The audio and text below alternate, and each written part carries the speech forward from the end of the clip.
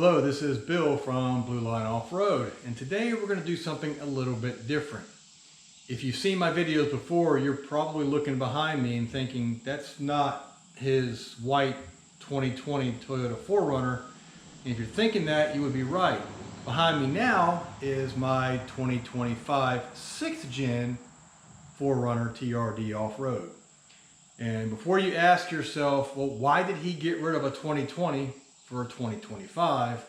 And the answer to that would be because of this. Now, as you can see from that video, I'm not going to go into a great detail on what happened, but I will tell you briefly what happened. I live in eastern North Carolina, rural area, a lot of farmland around here. I'm driving down the road one evening, 7:30, 8 o'clock, and I noticed some deer running from a field across the road into the woods. I slowed down plenty of time to miss the deer, and I did miss the deer, slowed down to probably 20, 25 miles an hour. However, a car coming the other direction either didn't see him or didn't care. He hit one of the deer in the front corner of his vehicle, catapulted the deer so high up into the air that I actually lost sight of the deer from the roof line and the windshield. Well, guess where it came down? It came down on the front of my hood on the driver's side. Deer then slammed into the windshield, and then the body of the deer went across the roof and landed in the road behind me. And when I say the body of the deer did, that's pretty much all it did, because the insides of the deer, the innards, well, they came inside the 4Runner. They came through the windshield, all over me, all over the center console, all over the dash, and they deposited themselves on the floorboard of the passenger side. So, as bad as that was, I sustained really, I had a cut on my hand and some glass in my face, a little bit in my eyes, nothing major.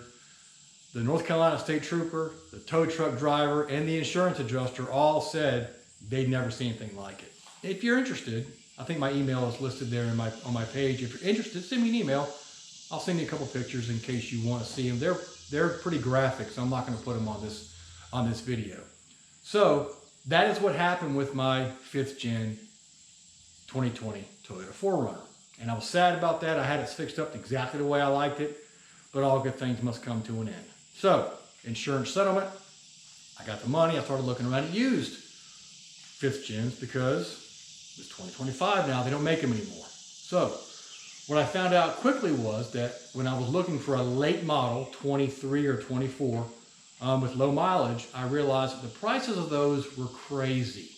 I didn't want anything with moderate mileage. I wasn't interested in inheriting someone else's problems, and I certainly wasn't interested in inheriting someone's neglect.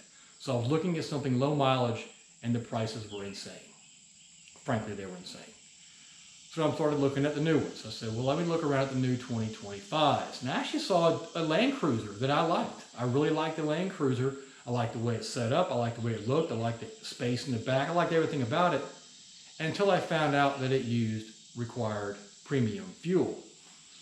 That may not be a big deal for a tank or two, but over the course of a year or the lifetime of the vehicle, I just wasn't interested in spending 20 or 30% more just for fuel. Wasn't interested in that. So that ruled that out. Then I started looking more into the 2025 4Runner and ended up buying one. I drove several, looked at even more, and I ended up buying one. And this is, oddly enough, it's silver, as you can see.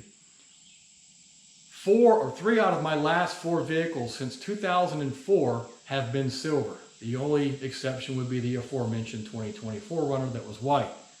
All 4 of those vehicles since 2024, funny as it sounds, were all purchased in the month of June. I don't know, destiny, I guess. Call it destiny, that I had a silver 4Runner that I purchased in the month of June. Who knows? So anyway, we're going to talk a little bit about this vehicle today. And I know there's a bunch of videos already on YouTube about the new 5th Gen, or about the new 6th Gen rather. I'm not going to do a traditional 6th Gen review. What I'm going to do, I'm going to walk you around and I'm going to show you some things about the 6th Gen, but I'm also going to do some comparisons between the 6th Gen and the 5th Gen to show you the differences. And the differences are many. This is basically an all-new vehicle, completely new platform. And I'm going to talk about the things that I like about it, and that's a very long list actually. And I'm going to talk about some things that maybe I don't like about it. There is a list for that, not nearly as long, but there is a list. And so we'll compare the two as we go through. So what I want to do is maybe go ahead and start with the area that seems to have given the 4Runner community the most anxiety, and that is going to be the drivetrain. So let's go ahead and start there.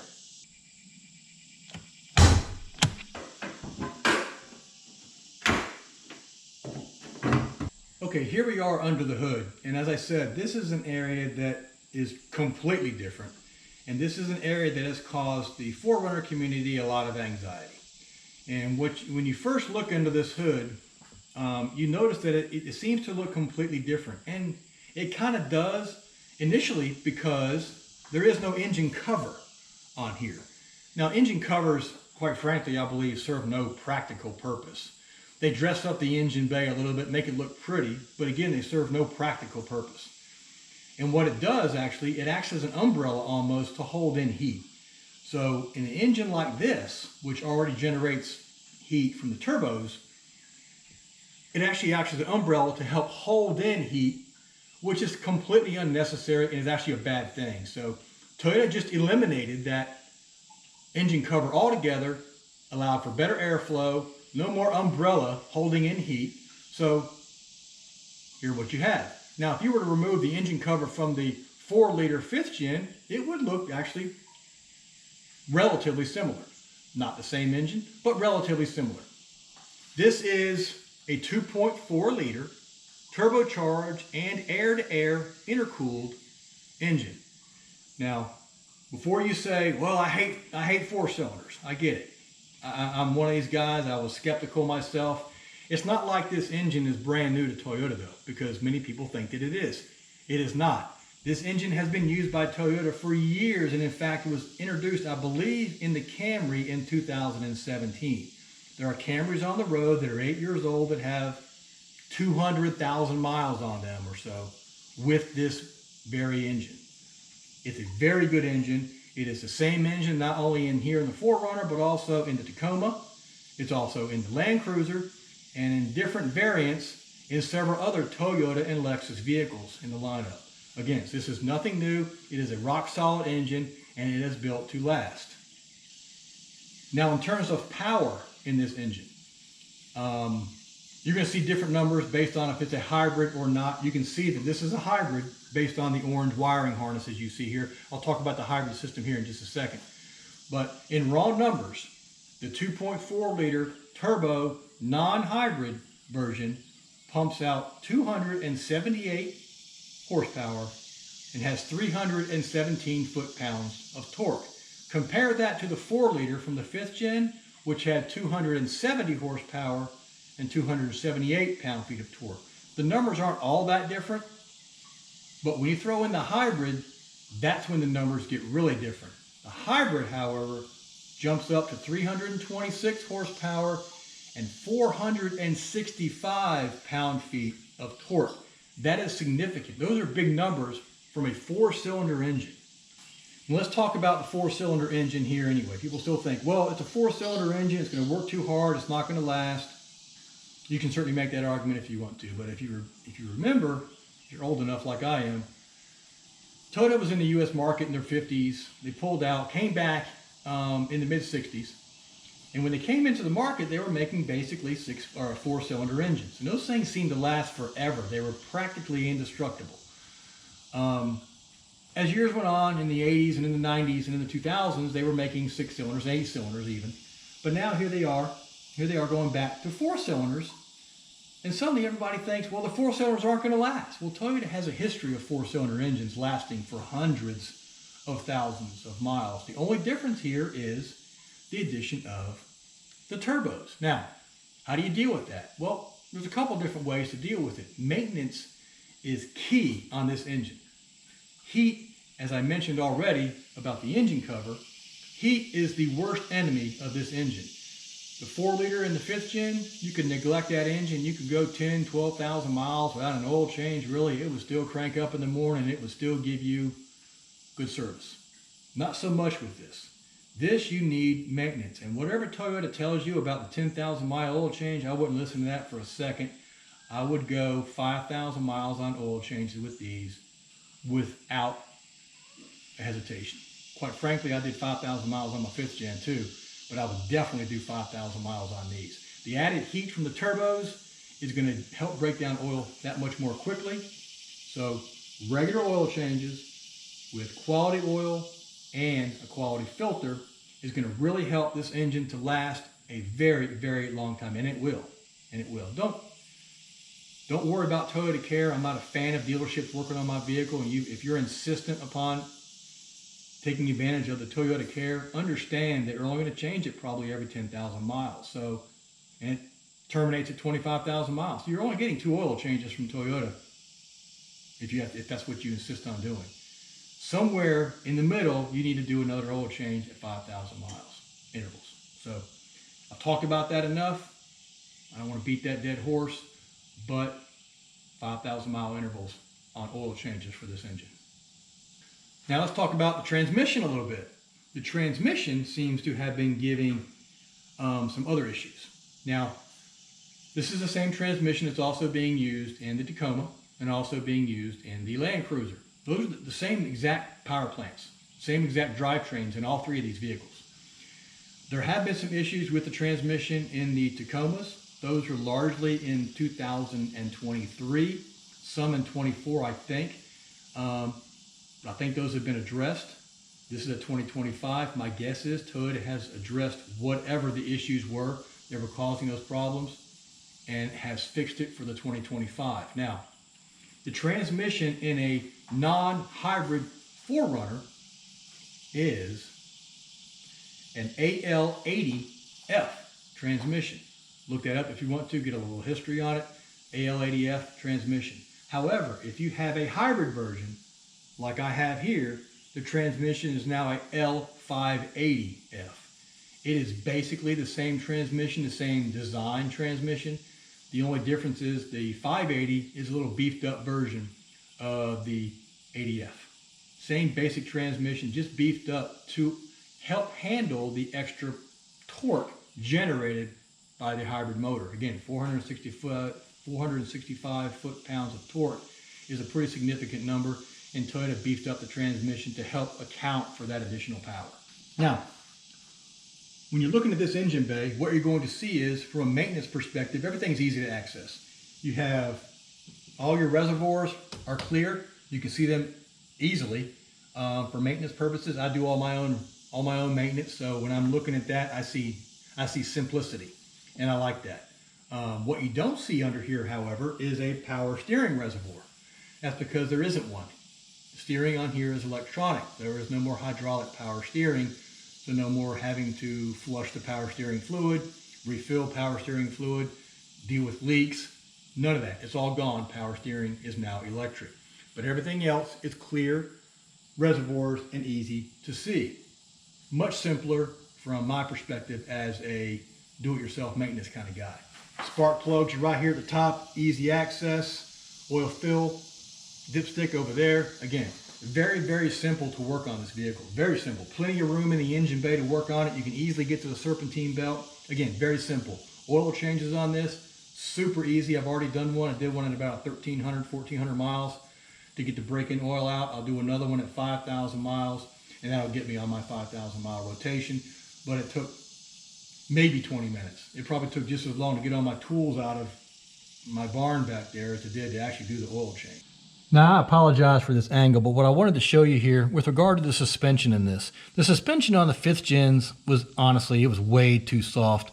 Contributed to body roll, nose diving under braking, poor handling, you name it. This is a TRD off-road, straight from the factory, and as you can see, it has a dual reservoir Bilstein shock and a much beefier coil. This is an incredible upgrade over the 5th gen, I think. Much, much better handling. Gone are the days of the nosedive, the body roll, the poor handling. Not only is it much better to drive, it's actually a safer vehicle when you can handle it a little bit better. So kudos to Toyota for actually doing this and upgrading the suspension. In fact, I think all trim models have a much, much better suspension system than they did in the 5th gen. You don't have to worry about just the Pro having a different system. They all have a much better system. So kudos to Toyota again for upgrading the suspension systems in these. Now moving to the other side of the wheel, you can see I've changed out my tires, obviously, as you can see. I now have upgraded the tires to slightly larger 275s. I'm a big fan of Toyo. These are Toyo Open Country AT3s in 275, 70, 18s. These wheel vehicles come with 18-inch wheels. So I got rid of the tires that came with it. They never should have been put on a TRD off-road. So I had to get rid of that because I do go off-road and I'm going to the beach here in a week or two. So I'm going to need something a little bit more aggressive to get through the sand. So I went with Toyo. Again, I love Toyo tires. Had some good luck with them. So that's what I went with. Now, talking about the brakes. The brakes, in my opinion, on the 5th gen were quite frankly, I think the weak spot on the entire platform. I think that they were too small, the rotors were too thin, you had experienced too much brake fade, warped rotors. Again, they were terrible. The design of the calipers on this vehicle are very similar, but the rotors themselves are different. The rotors have slotted fins and they're a little bit thicker. So hopefully we're going to have better performance from these brakes. I've already noticed a difference. I think they're much more responsive. So I think we're going to have a better performance from this design versus the 5th gen. Much better, much more improved. The only issue is, as many of you may have heard, there is a slight problem with backing up. On a first time in the morning, backing up, sometimes you get a high-pitched squeal. Some people are experiencing that. It's a bigger problem than others. I've heard it a few times. It's not that big of a deal for me. It's more of an inconvenience, really. I don't really know what that is. It might be the slotted fins, maybe causing a little bit of resonation. Who knows what it could be. Toyota probably already knows what it is because they had a similar problem on the Tundra a couple years ago. It took them about 2 years to finally come up with a fix. Well, hey, Peanut. This is Peanut, as you can see, has made his cameo appearance. If you see my videos, you know Peanut. Go on. Took Toyota about 2 years to fix it with the Tundra, so my guess is it might take them a little bit of time here with the 4Runner, so don't hold your breath. The problem, I think, is going to be, once Toyota identifies the fix, whatever that fix is, they're going to incorporate into the 2026 4Runners before they work backwards into the 2025. So there may be a time lapse there because of that, supply issues, whatever. It's going to be at least a year, I think, before Toyota fixes this, maybe even 2, who knows. But to me, it's not a performance issue, it's more of just an inconvenience and potentially embarrassing based on who can hear it. But I don't think it's going to be a tremendous problem.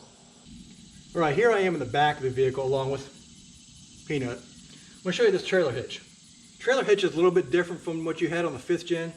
Here's the rubber goes in it, but the trailer hitch is a 2-inch receiver, same as the 5th gen, but the frame is much larger, which causes some issues with some of your accessories having the retaining pin, be able to fit all the way through.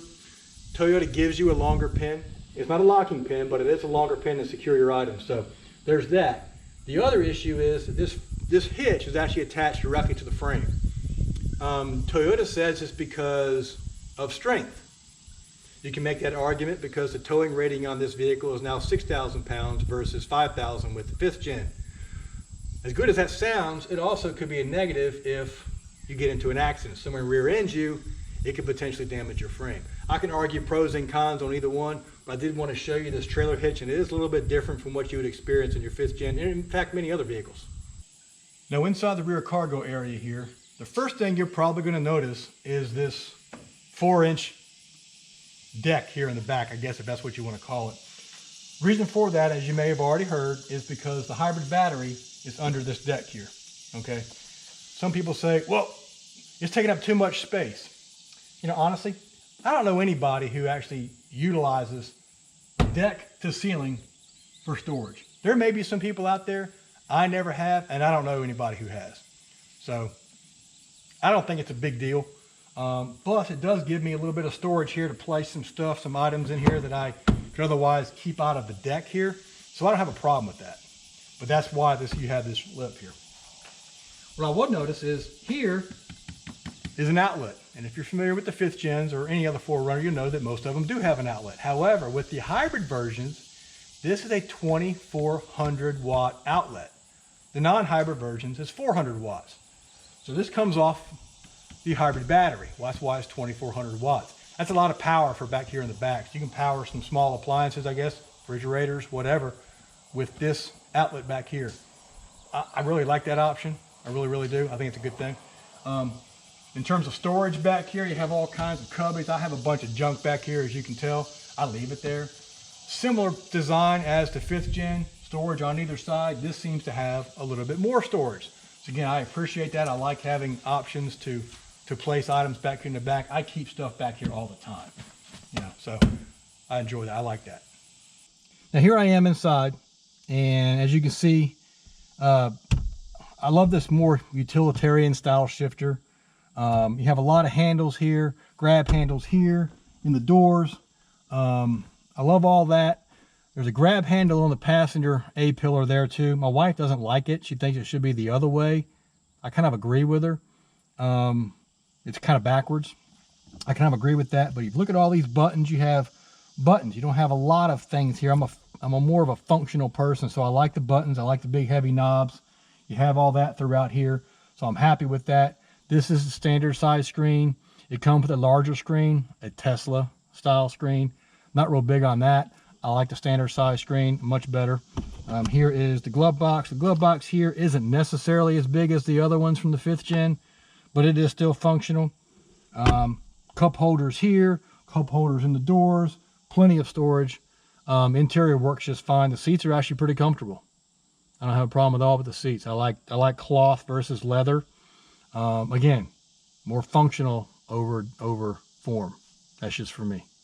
Okay, now I have the camera in my hand. Let's go ahead and try to see if we can't see some features in here a little bit better. Sorry for the jumpiness of the camera, but your climate control system here, everything works very well. I actually like these little button things here or levers, knobs, all that kind of stuff, manual type stuff, instead of just a bunch of buttons. I actually like this.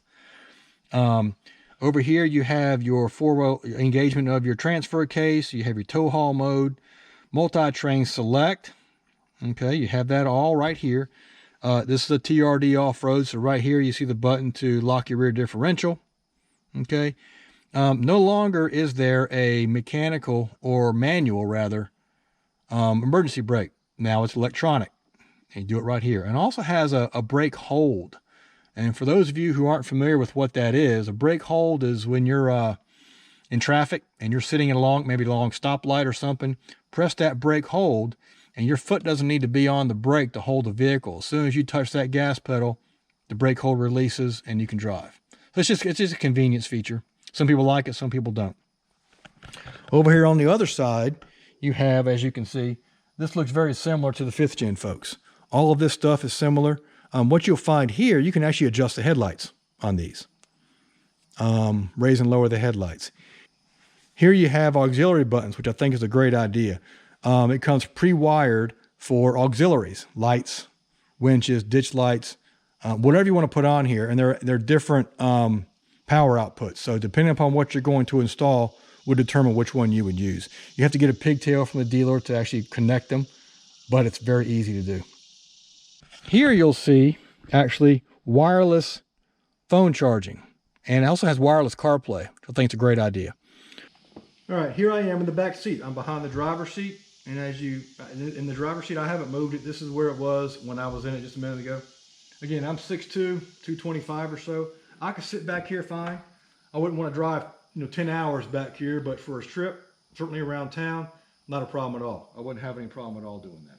Plenty of room back here, I think, for most people. Now, it's room for 3 back here in this seat. Now, 3 of me might be crowded, but 3 other folks, you're probably going to be just fine.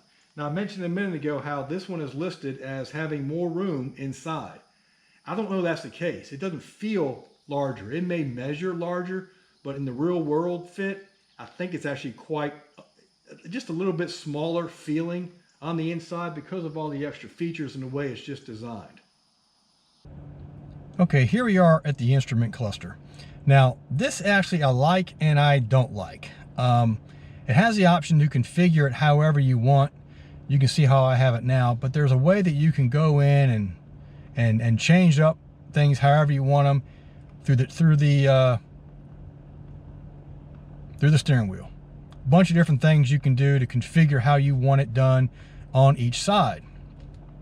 Doesn't really matter how you want it. It's just however you feel comfortable for you. I actually have a couple different setups. You can do it based on different features of driving. For example, when you are driving off-road, for example, I like to have this setup. Shows you pitch and roll, wheel traction. I also have this one that shows my turbo boost and my tire pressure. All right, so there's different ways you can set this up. You have 3 different screens. You also can go into the settings here and turn on or off a lot of these sensors. I gotta tell you, I think this vehicle has too many sensors. You can go through here and turn a lot of these off. So when you fumble through here, you can turn up parking assist. I don't have that on. You see that orange icon on the right? You turn it on, that orange icon goes away. But I turn that off because it beeps every time I come in and out of my garage. And it's just aggravating. I can't stand that. Again, I don't like all these sensors. It's just not my thing. This one, or this one rather. This one here, parking support brake is off. That is one thing that people have had concerns about when you put something in your trailer hitch like I do, for example, a bike rack. If you have this turned on and active, it is going to lock up your brakes every time you try to back up because the vehicle thinks you're trying to run over a kid on a bike. So I turn that off when I have a bike rack on the back or whatever I might have in the back. And also it produces yet another orange icon.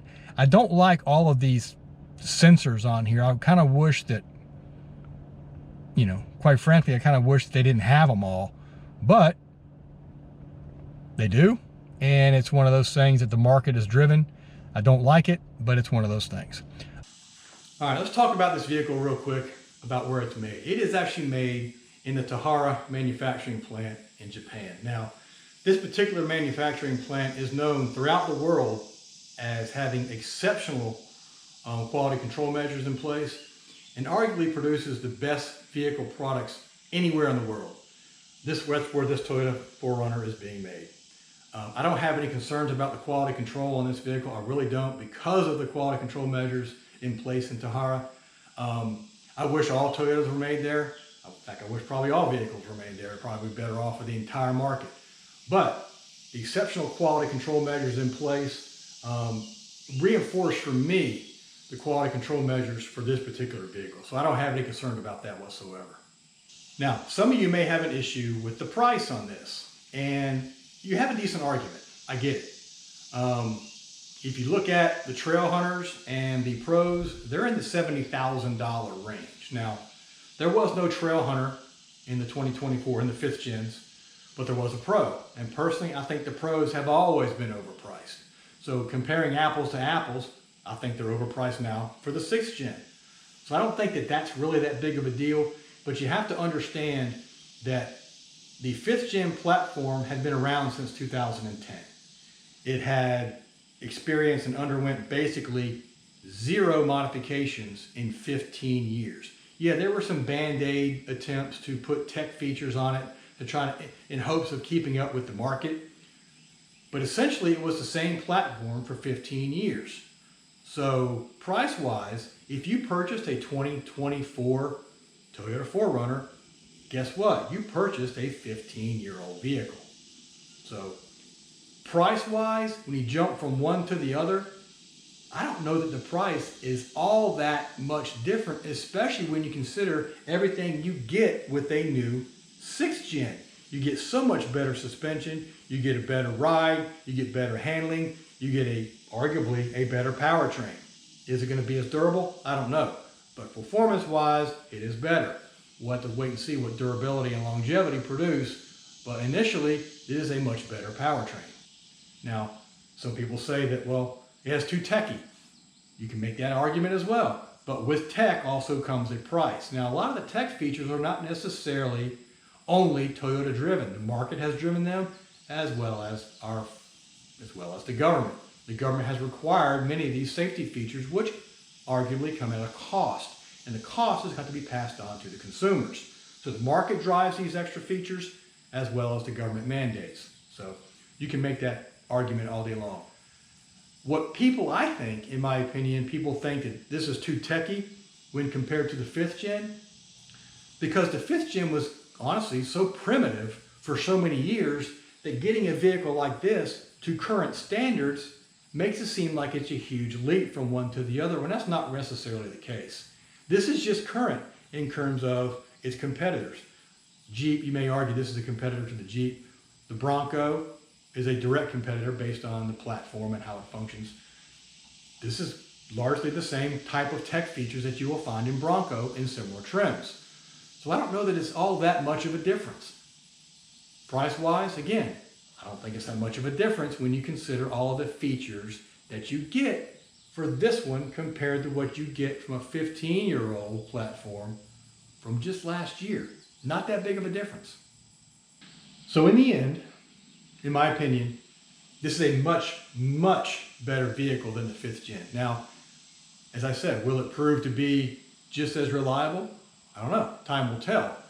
We'll see what happens in 15 years if Toyota keeps this same platform for a decade and a half. We'll have to wait and see what happens. But right now, initial impressions are, at least for me, this is a much better vehicle than the 5th gen in terms of its functionality, its drivability, its comfort, its safety, its efficiency. All that, it is a much, much better vehicle than the 5th gen. Quite frankly, the 5th gen probably should have been updated 5 years ago, but it wasn't.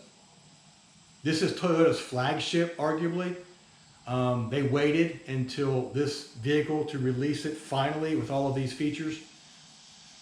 The Tacoma and the Land Cruiser both had the exact same drivetrains. You can argue that those were released before just to make sure they didn't have any trouble. This has now been released. Again, I think it's arguably the flagship for Toyota. We'll see how this works. To me, so far, I'm impressed. I really am. I'm impressed at the functionality of this vehicle. And like I said earlier, the one thing that I was most concerned about, the drivetrain, is actually the one thing that has impressed me the most about this vehicle, is the drivetrain. Efficient, quiet, incredibly powerful, incredibly responsive.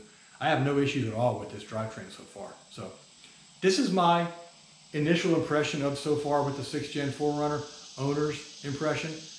If you like this video, go ahead and check the like button. And if you want to see some other videos I have coming out in the very, very near future on the 6th gen, again, I mentioned I have an oil change video coming out soon. Go ahead and click the subscribe button. And I also have a couple collaboration videos coming out soon, very, very soon, with some things about the 5th gen. Nothing major, but some things that might help you to kind of customize this vehicle to kind of make it your own. So go ahead and click that subscribe button too, and you'll be notified when I release those videos. All right, well, this is Bill from Line Offroad. I really appreciate you watching. Hope you enjoyed the video, and we'll see you on the trail.